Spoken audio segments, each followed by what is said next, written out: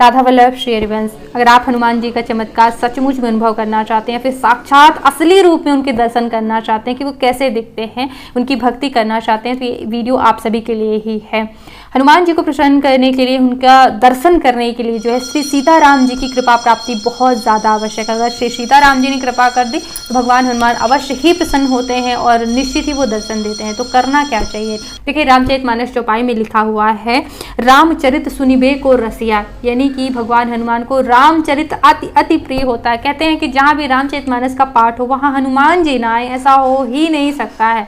ठीक है, तो आप रामचरितमानस का पाठ कर सकते हैं, नवान पारायण कर सकते हैं, 9 दिनों में समाप्त किया जाता है, मास पारायण कर सकते हैं, 30 दिनों में समाप्त किया जाता है, फिर वार्षिक पढ़ सकते हैं, कुछ चौपाई कुछ दोहे पढ़ सकते हैं।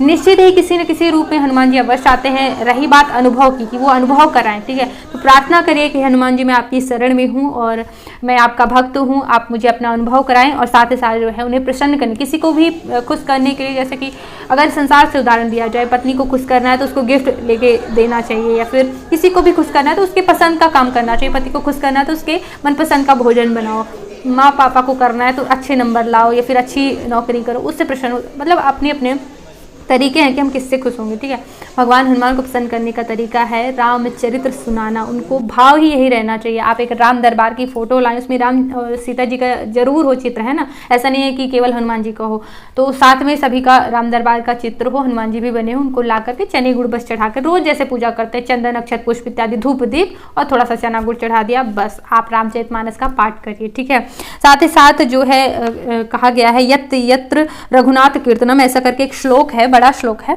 तो उसका अर्थ यह है कि जहां जहां श्री रामचंद्र जी का कीर्तन होता है, श्री सीताराम जी का नाम गाया जाता है। कीर्तन किसे कहते हैं? कि ऐसे सीताराम जय हनुमान, सीताराम जय हनुमान, घंटा घड़ियाल बजाते हुए, मतलब बिल्कुल ध्वनि में गाते हुए, और राम जी का, सीताराम जी का नाम गुनगुनाना, गाना, सबको सुनाना, ये जो है कीर्तन करना कहलाता है। तो भगवान हनुमान को सुनाने का अगर भाव हो, उनके प्रसन्नता के लिए अगर आप कीर्तन करें, निश्चित ही शाम सवेरे अगर 15-15 मिनट आपने कीर्तन कर लिया और फिर रामचरितमानस पाठ कर लिया, तो क्या होता है कि रामचरितमानस पाठ आप कर रहे हैं, उसमें अगर कोई अशुद्धि हो गई, जैसे कि जबान लटपटा जाती है, फिर हम अशुद्ध बोल जाते, कुछ भी है, नींद भी आती है, तो भरपाई हो जाती है राम नाम के संकीर्तन करने से। पहली बात। दूसरा, राम नाम कीर्तन सुनने भी भगवान अवश्य आते हैं, विश्वास के साथ अगर आप ये सब काम करते हैं। और ऐसा नहीं है कई लोग जैसे केवल मंगलवार, केवल शनिवार को हनुमान जी को प्रसन्न करने का उपाय करते हैं, ऐसा कुछ नहीं है। अपनी पूजा से भी वो इतना प्रसन्न नहीं होते जितना श्री सीताराम जी की पूजा से प्रसन्न होते हैं। ठीक है, बस मन में भाव ये हो कि आपकी प्रसन्नता के लिए कर रहा हूँ, तो ये भी कह सकते हैं, फिर श्री सीताराम जी की प्रसन्नता के लिए कर रहा हूँ।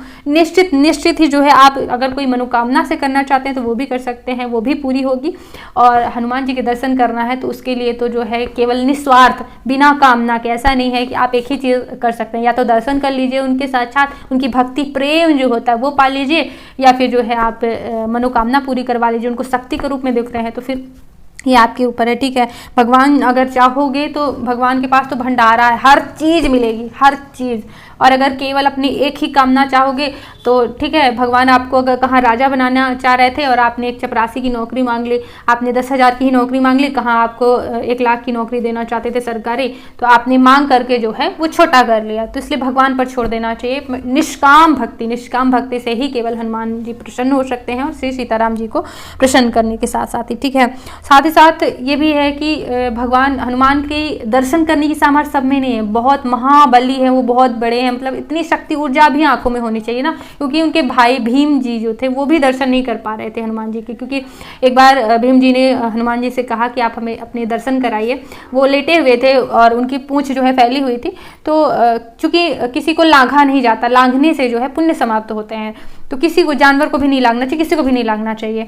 तो उन्होंने कहा अपनी पूंछ हटा लो भीम जी ने, तो मैं उस पार चला जाऊं। तो उन्होंने कहा कि आप जो है मेरी पूंछ हटा के रख दो। तो भीम, जिनमें पता नहीं कितनी हाथियों का, हजारों हाथियों का बल है, वो उनकी पूंछ नहीं हिला पाए। फिर उन्होंने कहा कि हे भगवान, आप हमें दर्शन दीजिए अपने विराट स्वरूप के। तो जब जैसे जैसे वो अपना रूप बड़ा करने लगे तो भीम जी बिल्कुल थरथराने लगे, कपकपाने लगे, मतलब पसीना छूटने लगा, मतलब वो सहन नहीं कर पा रहे थे उनका इतना विराट रूप। ठीक है, तो जब हम श्री सीताराम जी को प्रसन्न करते हैं तो हनुमान जी प्रसन्न होते हैं, तो वो ऐसा आपके योग्य स्वरूप बनाकर आपके पास आते हैं कि आप उस रूप को सहन कर सकें और मतलब उस रूप के दर्शन कर सकें। तो इस प्रकार से जो है वो आपके सामने आते हैं। तो इसके लिए जो है, जो मैंने आपको उपाय बताए, 2 महान उपाय हैं। हनुमान चालीसा भी आप करना चाहते हैं निश्चित करिए, लेकिन श्री सीताराम जी का कीर्तन जरूर करिए। अगर रामचरितमानस पाठ करने का समय नहीं, वैसे टाइम बिल्कुल नहीं लगता, 5 मिनट 10 मिनट का अगर आपके पास समय नहीं है तो फिर क्या ही मैं कहूँ, ठीक है। और अगर नहीं भी इतना भी है तो कम से कम 2-4 चौपाई ही पढ़ो, लेकिन एक नियम बना लो, नियम बिल्कुल कि ग्रंथ खोलना ही है रामचरितमानस का। नियम बना लेंगे ना तो एक समझ लीजिए रोज एक शुभ काम करके जो है आप घर से बाहर जाएंगे, कोई भी जो भी आपका कर्म है वो करने, तो एक नियम बना करके रामचरितमानस का पाठ करना चाहिए। और नवरात्रि में नवान पारायण कर सकते हैं, सावन में या फिर कार्तिक के माह, किसी भी शुभ महीने में आपको लगता है एक महीने में, तो उसमें आप जो है मास पारायण कर सकते हैं। तो कई वीडियो मैंने रामचरितमानस संबंधित दिए हुए हैं, उन्हें देखने के लिए एक बार चैनल पर जरूर आइएगा। इस वीडियो को देखने के लिए बहुत बहुत धन्यवाद। राधे राधे।